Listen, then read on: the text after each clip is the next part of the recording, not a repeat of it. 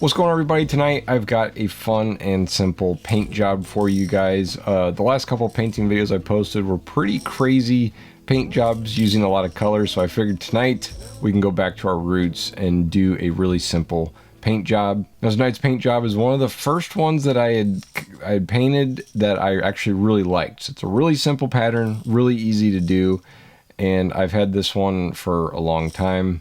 We're basically painting a sexy shad, but we're going to be doing it transparent. Blank we're using tonight is one from Barlow's Tackle. So these are the two blanks I'd recommend you picking up if you are new to bait painting. Main reason is because they're super cheap. I think both blanks are right around $1.30 a piece.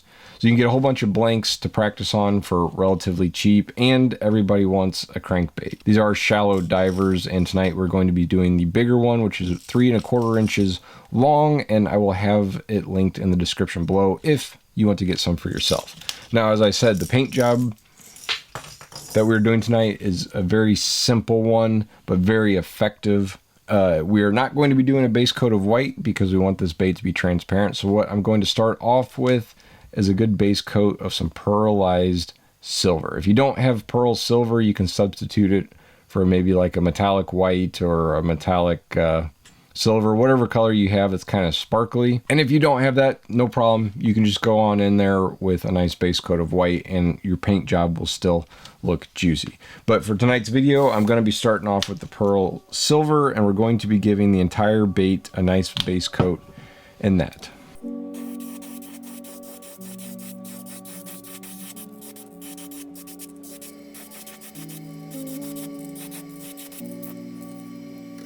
With the base coat of silver done, I'm going to go ahead and hit it with the hairdryer. Make sure that base layer is nice and dry.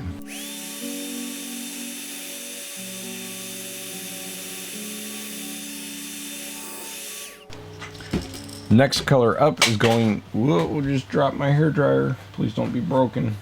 Next color up is going to be a yellow. Again, use whatever yellow you got. The one I'm using specifically tonight is a bismuth yellow. Game plan for the yellow is we're going to do our best to leave the gill plate alone, and we're going to take that yellow and run it right down the center of the bait the best that we can. No biggie though, if you get overspray or end up with a lot of yellow on the side, it'll still catch fish, so don't stress. I'm going to go ahead and go in with the airbrush, and I'm going to turn my air pressure down. I was running around 35 psi, and I got it turned down to about 25. So with the air pressure turned down, it makes it a little bit easier to do lines or smaller detail like this without the paint, too much paint coming out and blowing everywhere.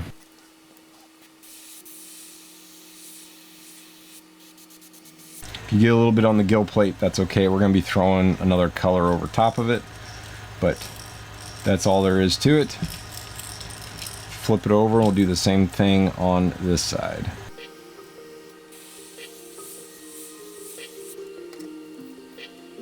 And that is all we're going to be doing with the yellow. I'm going to clean out the airbrush and we'll switch over to our other color. I'm making this video for folks who are just getting into bait painting, so I'm going to show you real quick how I clean out my airbrush in between colors like this. I am using water-based paints, so there's no need for any sort of harsh chemicals to clean them out. I just use a little squeeze bottle, and if you still got some paint left in the airbrush, you can squeeze it and then knock out that paint. Sometimes I'll spray while I'm doing it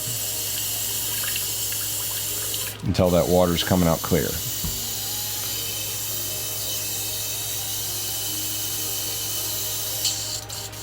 And you can take you a paper towel and wipe out any residue that's left in there.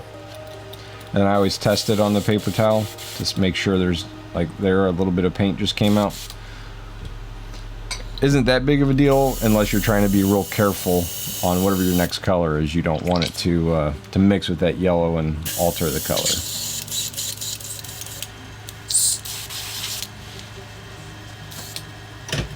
All right, next color up is going to be a blue. The color I'm going for today is going to be like a baby blue color, so whatever you got that's similar to that would work perfect.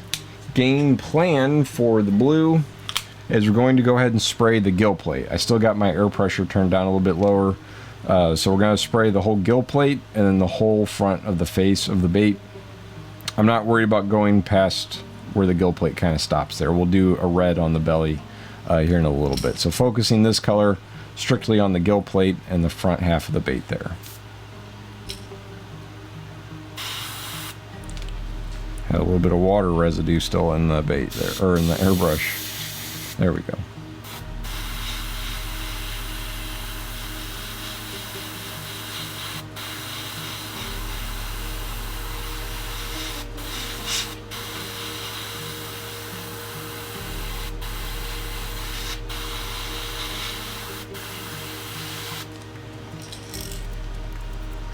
Go ahead and hit the nose of the bait.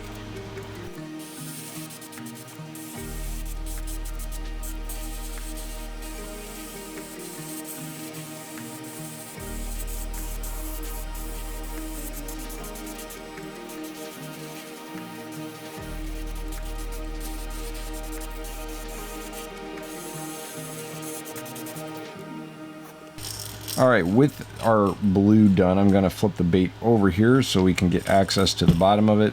And what we're going to be doing is taking a transparent bright red, and we're going to be spraying just where the bill meets the body of the bait up to this first line tie right here. I don't really want the red to come up onto the side where it's blue, just keeping it right there where bill meets the body and then between the bill and this first line tie. Going in with a little bit of bright red. And if you want to get fancy, whatever color most of the time that I do on the throat of the bait right there, I like to also take it and put just a little hint of it at the end of the bait, right where that back hook tie is.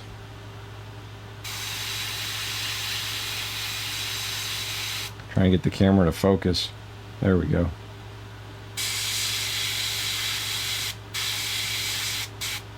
I'm going to fade it into that silver just a little.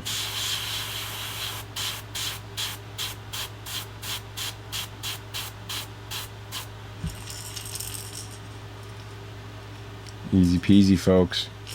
All right, I'm going to clean out the airbrush. We'll also hair dry the bait because next we are going to be using a stencil to do a nice little scale pattern on the back of the bait.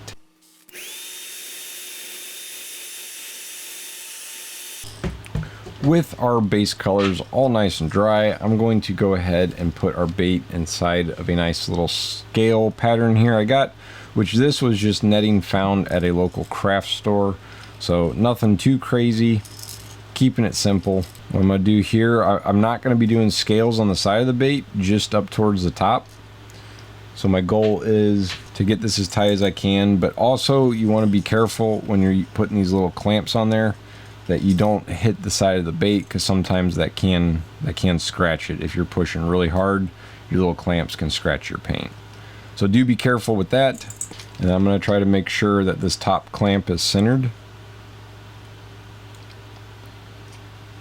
which that looks pretty good to me. Sometimes when I put these on there, I'll end up crooked like that, and so my scale pattern won't match on both sides. So make sure your netting's going straight back and that this clamp is pretty well centered on the bait. We are going to come back in on the back with some black, so if it is a little crooked, we'll be able to hide that, but for the most part I want the scales to match on both sides, which I think we got it pretty solid there. Alright, color that we're going to be using is going to be a transparent black. Doesn't have to be transparent, but typically the transparent colors are usually a little bit thinner, so they're easier to spray through the airbrush. What we are going to be doing with the black is we're going to try to keep it right along the ridge of the bait here. I don't want the scale pattern to go very far down the side, and I don't want to cover up very much of our blue on the gill plate. So we're going to keep it just right where the side of the bait meets the back of the bait. Really, really light passes, not trying to turn this bait really dark.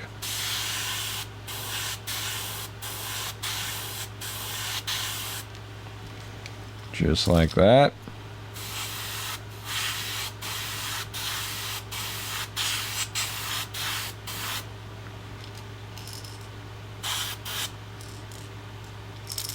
Easy pattern. Then we'll take our bait right back out of the stencil.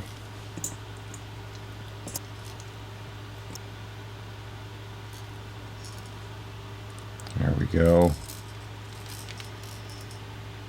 Pretty clean. It is also important whenever you are painting your baits to not touch them a whole bunch with your fingers, because your fingers have oils in them and that can mess up your paints and or your clear coat later on. With our netting done, what we're going to do now is we're going to camouflage or hide where our netting met there on the back. I'm just going to go ahead and take our transparent black and fill that in until you can't see the weird hazy lines there. Trying to keep all the paint just on the center of the back.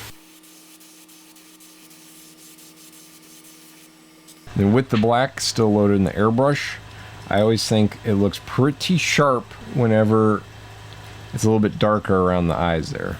Oh, would you look at that? I did scratch. I didn't have that blue dry enough, I guess. So there's a little bit of scratches there on the gill plate. No biggie though.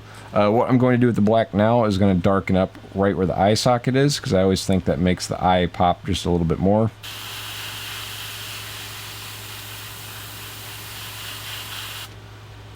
I'll just kind of fade it into that blue just a little.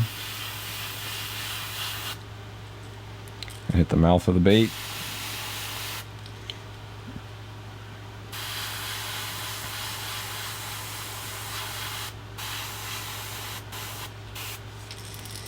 And there we go. So a couple things you could do here if you wanted. If you want to take another stencil, you could do some more detail there on the gill plate. Or you could do some splatter paint, or you could leave it alone as is, but what I'm going to do is go ahead and do a nice big juicy shad dot right here on the side of the bait. Now, whenever I spray them by hand, everybody tells me it's easier to use a stencil. When I use a stencil, everybody says it looks better if you spray them by hand.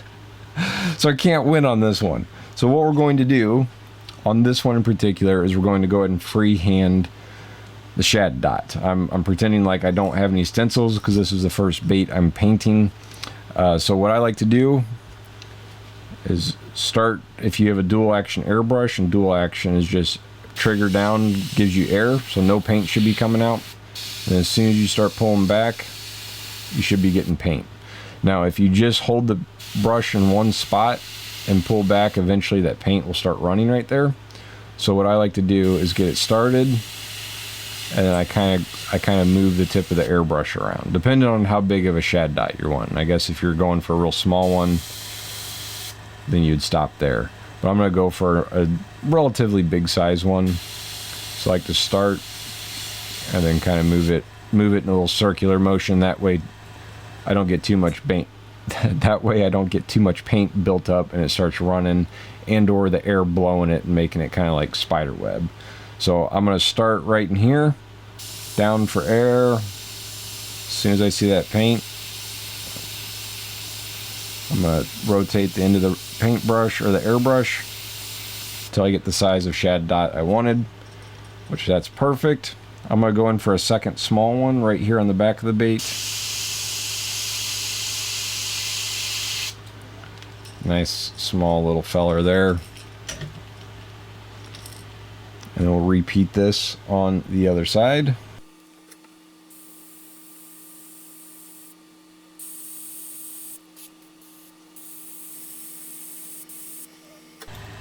Make sure our shad dots match here. Pretty clean. So that's all there is to this pattern, folks. Really, really simple one here. At the moment it looks kind of bland, but once that clear coat goes on, it's going to make that yellow stand out and our pearl silver as the base coat stand out. And it just matches a bait fish, so I can almost guarantee you're going to catch something on it. With all of our paint done, it's time to do the last step, and that is to glue in some eyes. Now when I used to paint these, I think I used to use yellow eyes because it kind of matches the yellow stripe running down the side of the bait. So that is what we're going to go with today. I like to use a little dab of gel super glue just to help adhere the eye to the bait. I know the back of these are sticky, but sometimes that ain't enough.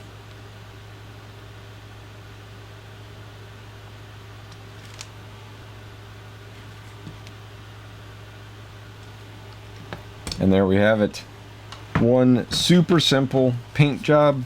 And as I said at the beginning of the video, this was one of the first patterns that I painted early on that I was like, ooh, that actually looks pretty good. And I have caught quite a few fish on this pattern. So let me know if you guys want to see some more super simple, pretty paint jobs like this one, or if you like the more crazy ones. I want to have a nice variety of both, but I will lean one way or the other depending on what you folks at home would like to see. So with all that said, I hope you guys enjoyed the video, maybe learned something. I'm going to get some clear coat put on this bad boy, and then we will come back and take a look at what it looks like all finished up.